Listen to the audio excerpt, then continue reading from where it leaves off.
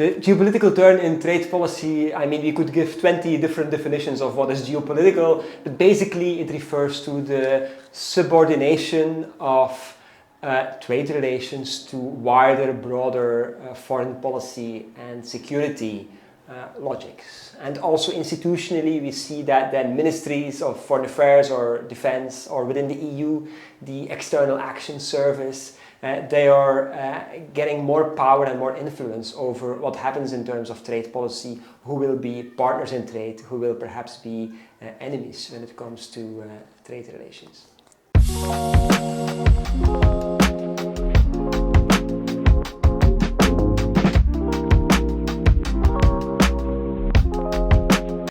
For progressive actors, the geopolitical turn is really a challenge. On the one hand, one might be happy that the geopolitical turn basically ends the neoliberal utopia, and many progressive actors, of course, have been fighting this neoliberal trade agenda. And now we see that indeed this neoliberalism is dying in the EU, in the US.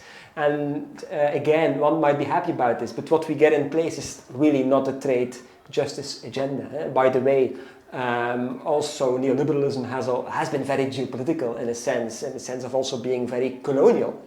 And we see that maybe even more explicit with the geopolitical turn. It's a very much EU-centered, US-centered agenda that does not have much to do with trade justice. One might be happy that the primacy of politics is revalued, but the big question is what kind of politics and who will benefit from these new politics.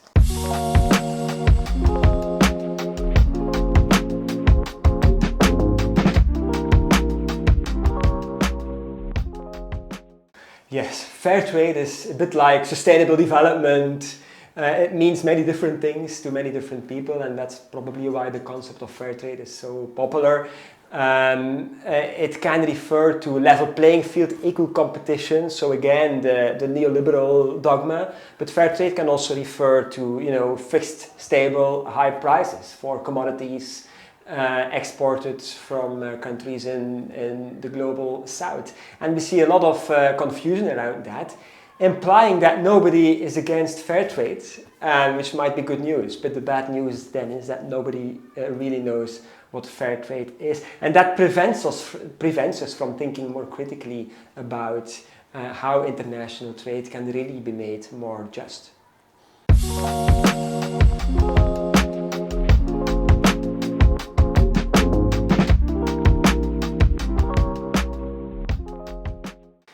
Main reforms for the EU, that is a difficult question, of course, but I would maybe suggest that to start with, the EU should maybe not really do reforms, but stop doing what it is doing and listen.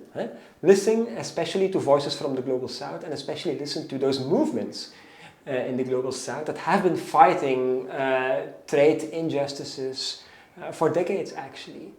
And I think that would be a very good start, and what will come out of that will be very interesting, and it will probably be in terms of not continuing the free trade agreements as they are currently designed, that's quite clear, but also not continuing this sort of side payments to development aid and aid for trade as we currently see that. It will probably be a very uneasy and difficult agenda for more equality, but for a real equality. And not the sort of partnerships that we see currently designed by the EU.